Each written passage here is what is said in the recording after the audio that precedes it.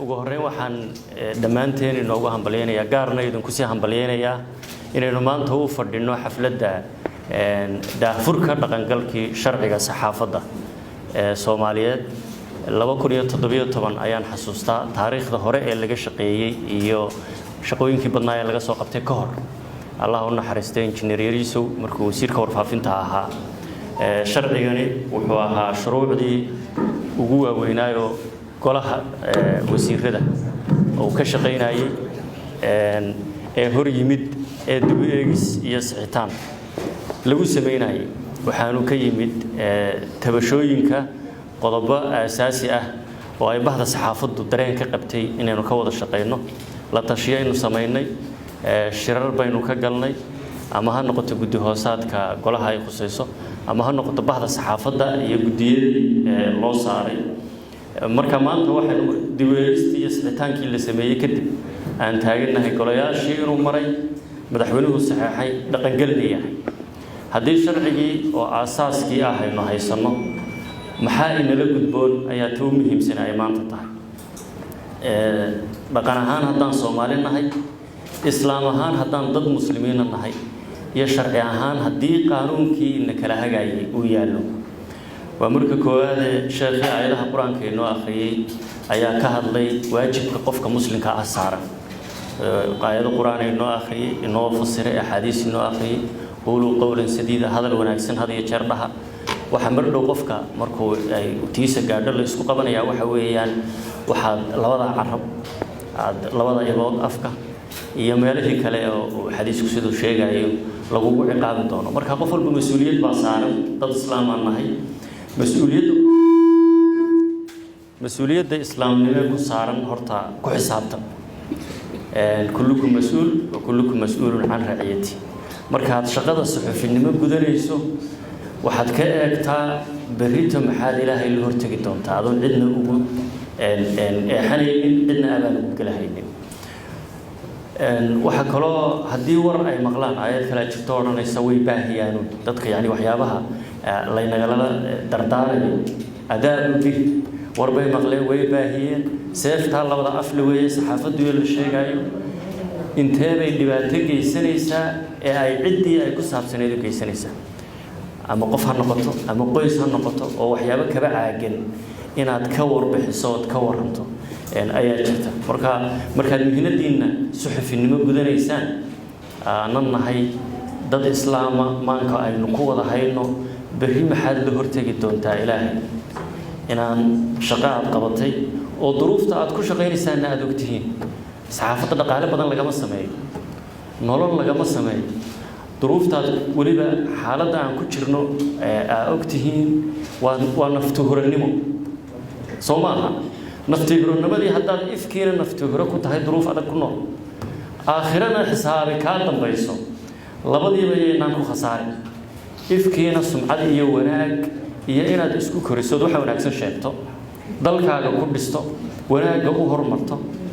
aakhirana aad ilaahay ka baxsato xagga wanaagsan uga fakato maaragtay xisaabtan ka qof walba ka horeeyo marka inta sheekhna meeyi laakiin culimadu intay ka hadlayso inta badan waa inahan soo laha maxaad saaxiibada ama walaalaha ka xasuusin lahayd midda labaad waxa weeyaan xagga dhaqankeena Soomaaliyeed waxyaabo ka tag leh ayaa hadiyo jeer jiri jiray waxyaabo bilgaha iyo sharafta qofka uu ku sheegan yahayna waa jiri jiray oo looran jiray hebel baa hadlay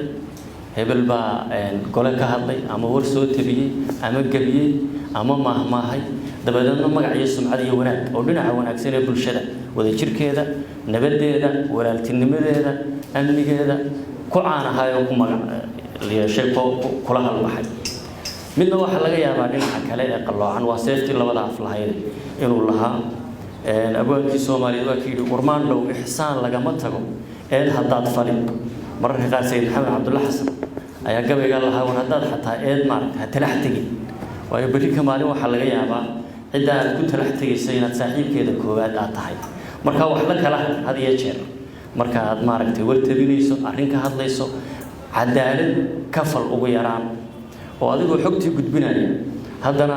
هلا عدالة فرو ولو يقولوا ذي الدولة أنا لو عدالة فلمات يا ما هتنتي إن أنتي شقة هذا يسام تصدق حلو حوي الشرعي sharcigu wuxuu ka ratibmaa xuquuq iyo xuduud hadday dastuurka tahay iyo hadday shuruucda kale tahay xaq aad leedahay ka muwaadin Soomaaliyeed ahaan iyo xaq aad leedahay ka suxufi ahaan iyo xuduud aanad ka gudbahaynin ama ka gudbi karin oo ay ka ratibmayaan isla xisaabtan xuquuqda muwaadin kastoo Soomaaliyeed waa leeyahay waajibna waa saaran yahay dalkiisa ka saaran yahay xuduudiina waxa kamid ah shaqada aad gudanayso maxaa ka ratibmaya haddii khalad ka dhaco anigu runtii sharci yaqaan ahaan iyo qof ahaan ra'yiyan ma fahmi karo sababta qof suxufi ah xeer ciqaabeed loogu ogaayo waxa ay tahay waayo ciqaabta iyo mihnada suxufinimo ee qofka suxufiga waa kala caagan yihiin in sharci ciqaabeed la mariyo taasi waxaan aqbali karna ma aha waase wax u baahan inaynu ka wada shaqeyno wadana meel marino fulintiisa sharcigani waa sharci madaniya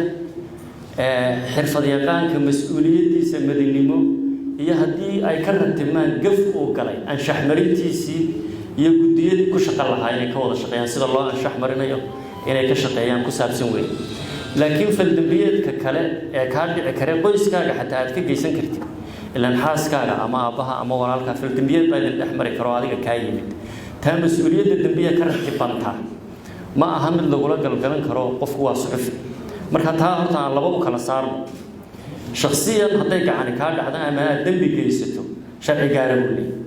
saxaafadda iyo xirfadaada haddaad ku shaqaynayso laakiin gaf ka yimaado adigoo etigiskii iyo akhlaaqiyaadkii hadday islaamkii iyo soomaalinimo iyo mas'uuliyaddii sharaftaadii dhowraya wixii khalad ee ka dhacaana waddo kale ay leedahay oo sharcigiisii maanta aynu halkan ugu dabaaldegayno daahfurkiisii iyo dhaqangelkiisii sidaynu uga wada shaqayn lahayd waa guul weyn in maanta aynu marayno 11 qodob oo aad cabasho ka soo jeediseen in dawladdani 11kiiba bedeshay oo la saxay oo sidii idinku aad u rabteen in looga shaqeeyay loona bedelay sharciguna wuu koraa wuu dhismaa maalinba meel buu ka sii amba qaadaa bulshadu siday u koraysay dynamic ku tahay oo noloshu isu bedelayso taasi waxay tusaysaa dawladda federaalka Soomaaliya hadda jirta xukuumadda dawladda nabad iyo nolol waa saaxiibka suxufiga Soomaaliyeed taa waxa marxaati nooga idinka waxay marxaati nooga sharcigan aynu u dabaaldegayno waxay marxaati nooga 11 qodob oo aad tabasho ka jeediseen inaynu la tashiyeen gelinay in sharcigani gobolada iyo dalka oo dhan la tashi soo maray caasimada dhowr goor oo anigu goobjoogan ka ahaa la tashi soo maray ama wasiirkeedii hore ha ahaato ama wasiir daahir galaha noqoto ama wasiir maareeyaha noqoto intaba la tashiyo iyo rog iyo faaqidaad aynu soo marnay marka waxay taasi xaqiiqsay inaanu nahay saaxiibka suxufiga Soomaaliyeed taana waxaan rabaa inaad noo qirtaan taariikhdii la weys qoraysaa soo maaha waa mahadsantihiin arrinta kale ee aan rabo inaan ka hadla waxa weeye inaynu ka wada shaqeyno hadday tabashooyin kala jiraan gudida ka dhaqaajiseen ta anshax marinta ama maaragtay sixitaanka khaladka dhaca ayaad ka tawaajiseen waxa kale oo ka dhawaajiseen sharcigu haddii meel ay jiri karaan aan isla akhrino dabadeedna soo jeedin ma haydinka yimaadaan aan ka wada shaqeyno muddada nooga hadhay waxaan diyaar u nahay wax alla wixii sharciga saxaafadaynu maanta u dabaaldegayno hirgelintiisa galdaloolo oo aad dareensan tihiin in loo baahan tahay in la saxo inaanu idin kala shaqeyno marka idinku wada fadhiista soo la fagura bulshada rayida baa tihiin suxufiyiin baa tihiin aqoon-yahanada baa tihiin looyaradiina kaashada annaga kaalmo na weydiista waa ka wada shaqeynaa diyaar baan u nahay in aynu isla saxno gacmaha aan wada qabsano waxyaabaha inaga hor imanayo oo ummad ahaan iyo qaran ahaan inagoo wada jir ah aan ka wada tallaabsano waxaan aaminsanahay suxufiga Soomaaliyeed anigu shakhsiyan qabaa inuu ka mid yahay suxufiyiinta adduunka meelo badan oo ka mid ah ugu xorriyadda badan bal eega waddamadeen jaarkeena bal eega Afrikada ama Afrika bal eega dunida Carabta bal eega duni kale oo saddexaad ama kuwa qaar kood bal la sheegay inay horumareen iyo sida suxufiga loola dhaqmo marka waxay tusaysaa Soomaaliya suxufigu inuu kaga jiro meelaha ugu wanaagsan ee xorriyad uu ku shaqeeyo ay u leeyahay xorriyaddu xuduud bay leedahay dunida sideedaba ma jirto xorriyad mutlaq ah oo daba furan oo wax ku xakameeya ayna jirin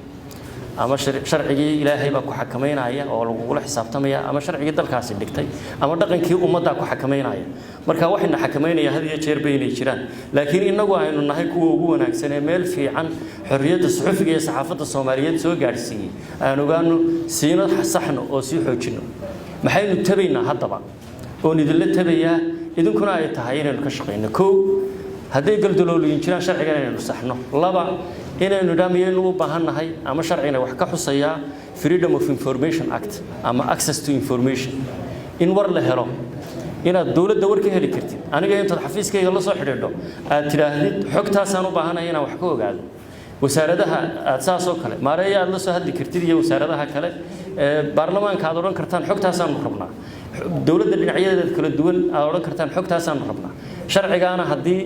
aad dareentaan in loo baahan yahay waa ka wada shaqeynaynaa diyaar baan u nahay inaynu halkaana gaadhno Soomaalidu waxay tiraahdaa